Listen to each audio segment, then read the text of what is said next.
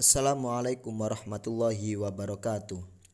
Bagi kalian yang baru bergabung dengan channel Alkisah ini, jangan lupa klik tombol subscribe karena akan ada banyak kisah-kisah para kiai dan nabi beserta sahabatnya.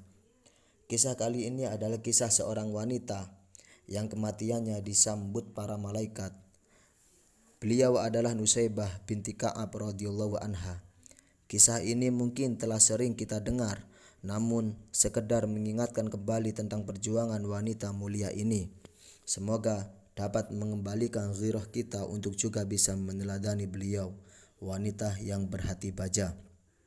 Nusaybah binti Ka'ab radhiyallahu anha namanya tercatat dalam tinta emas penuh kemuliaan. Bahkan kematiannya mengundang ribuan malaikat untuk menyambutnya. Hari itu Nusaybah sedang berada di dapur. Suaminya Said sedang beristirahat di bilik tempat tidur. Tiba-tiba terdengar suara gemuruh bagaikan gunung-gunung batu yang runtuh.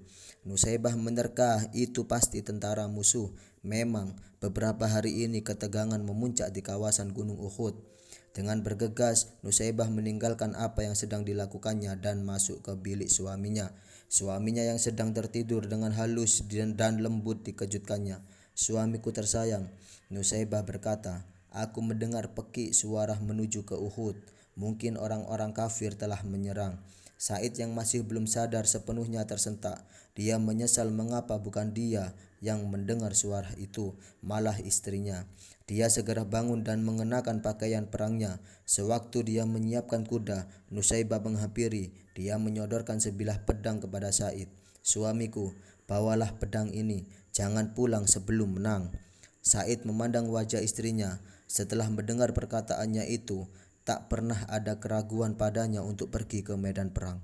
Dengan sigap dinaikinya kuda itu, lalu terdengarlah derap suara langkah kuda menuju ke utara. Said langsung terjun ke tengah medan pertempuran yang sedang berkecamuk. Di satu sudut yang lain, Rasulullah melihatnya dan tersenyum kepadanya. Senyum yang tulus itu semakin mengobarkan keberanian Said. Di rumah, Nusaybah duduk dengan gelisah. Kedua anaknya Ammar yang baru berusia 15 tahun dan Sa'ad yang 2 tahun lebih muda memperhatikan ibunya dengan pandangan cemas. Ketika itulah tiba-tiba muncul seorang penunggang kuda yang nampak sangat gugup. "Ibu, ada salam dari Rasulullah," berkata si penunggang kuda. "Suami ibu, Said, baru saja gugur di medan perang. Beliau mati syahid." Nusaybah tertunduk sebentar. "Inna lillahi wa inna ilaihi roji'un," gumamnya. "Suamiku telah menang perang, terima kasih ya Allah." Setelah pemberi kabar itu meninggalkan tempat, Nusaybah memanggil Ammar. Ia tersenyum kepadanya di tengah tangis yang tertahan. "Ammar, kau lihat ibu menangis? Ini bukan air mata sedih mendengar ayahmu telah syahid.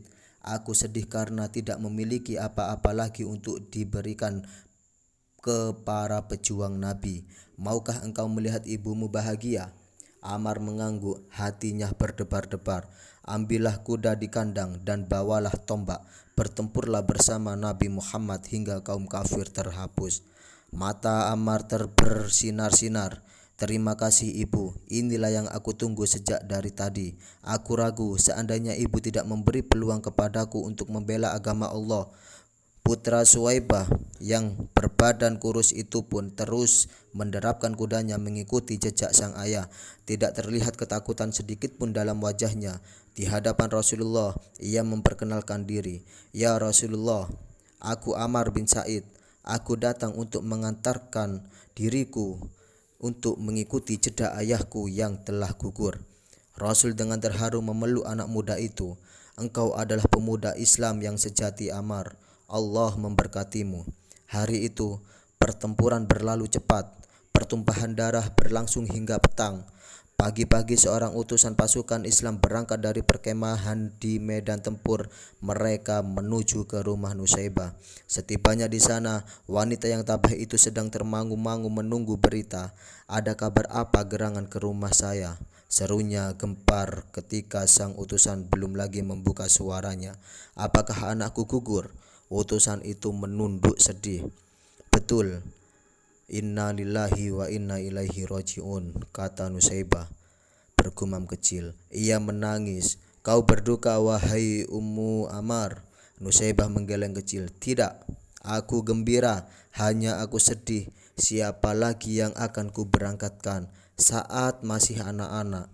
Mendengar itu, Saat yang sedang berada di tempat di samping ibunya menyela, "Ibu, jangan remehkan aku. Jika engkau izinkan, akan aku tunjukkan bahwa Saat adalah putra seorang ayah yang gagah berani." Nusaibah terperanjat, ia memandang putranya. "Kau tidak takut, nak?" Saat yang sudah meloncat ke atas kudanya menggeleng yakin. Sebuah senyum terhias di wajahnya ketika Nusaibah dengan besar hati melambaikan tangannya saat hilang bersama utusan tentara itu. Di arena pertempuran, saat betul-betul menunjukkan kemampuannya, pemuda berusia 13 tahun itu telah banyak menghempaskan nyawa orang kafir. Hingga akhirnya tibalah saat itu, yakni ketika sebilah anak panah menancap di dadanya saat tersungkur mencium bumi dan menyerukan Allahu Akbar. Kembali Rasulullah memberangkatkan utusan ke rumah Nusaibah. Mendengar berita kematian itu, Nusaibah meremang bulu tengkuknya.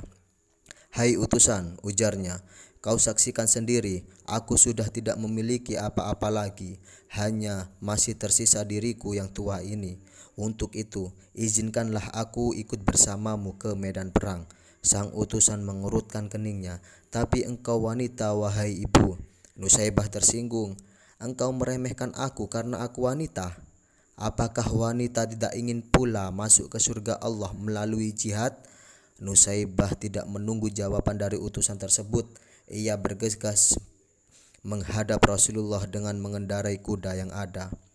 Tiba-tiba Rasulullah mendengar semua perkataan Nusaibah. Setelah itu Rasulullah pun berkata dengan senyum, "Nusaibah yang dimuliakan Allah, belum masanya wanita mengangkat senjata.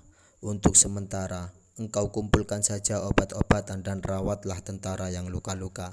Pahalanya sama dengan yang bertempur."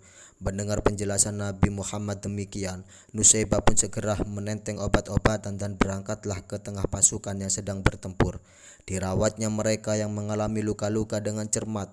Pada suatu saat, ketika ia sedang menunduk dan memberi minum seorang prajurit muda yang luka-luka, tiba-tiba rambutnya terkena percikan darah. Nusaibah lalu memandang, ternyata kepala seorang tentara Islam tergolek tewas, terbabat oleh senjata orang kafir. Timbul kemarahan Nusaibah menyaksikan kekejaman ini, apalagi ketika dilihatnya Rasulullah terjatuh dari kudanya akibat keningnya terserempet anak panah musuh.